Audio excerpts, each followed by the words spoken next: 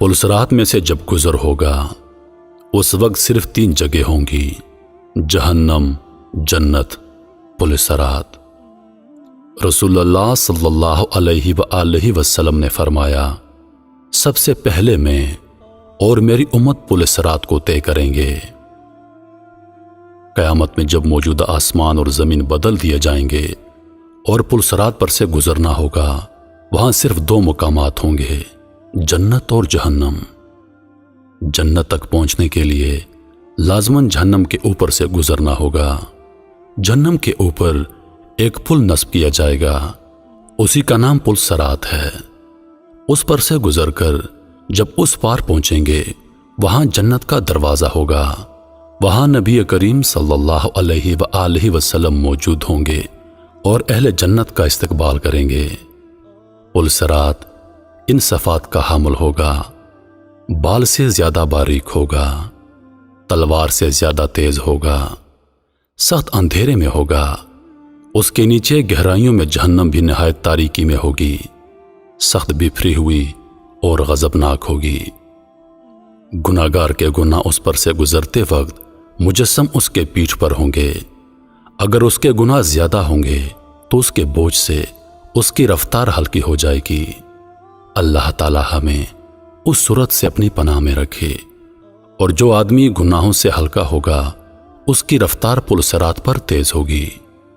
اس کے اوپر آنکڑے لگے ہوں گے اور نیچے کانٹے بچھے ہوں گے جو قدموں کو زخمی کر کے اسے متاثر کریں گے۔ لوگ اپنی بدعمالیوں کے لحاظ سے اس سے متاثر ہوں گے۔ جن لوگوں کی بے ایمانی اور بدعمالیوں کی وجہ سے ان کے پیر پھسل کر وہ جہنم کے گھڑے میں گر رہے ہوں گے، ان کی بلند چیخ و پکار سے پل صراط پر دہشت طاری ہوگی۔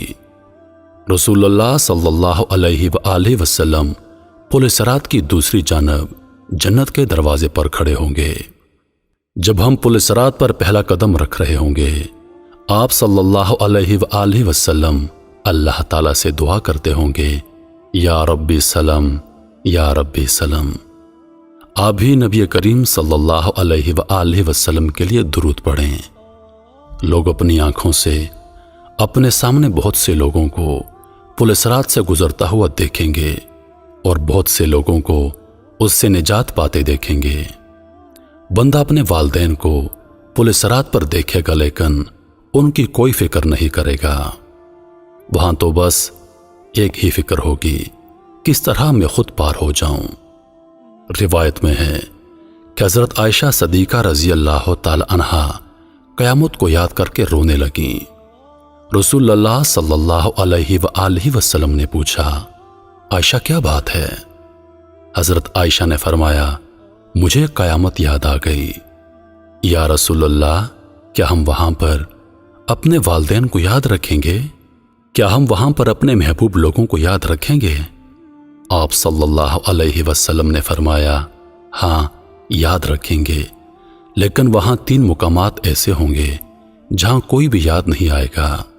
جب کسی کے اعمال تولے جائیں گے، جب نامہ اعمال دیا جائے گا، جب پل صراط پر سے گزر رہے ہوں گے۔ دنیاوی فتنوں کے مقابلے میں حق پر جمے رہو۔ دنیاوی فتنے تو سراب ہیں، ان کے مقابلے میں ہمیں مجاہدہ کرنا چاہیے اور ہر ایک کو دوسرے کی جنت حاصل کرنے پر مدد کرنا چاہیے، جس کی وسعت آسمانوں اور زمین سے بھی بڑی ہے۔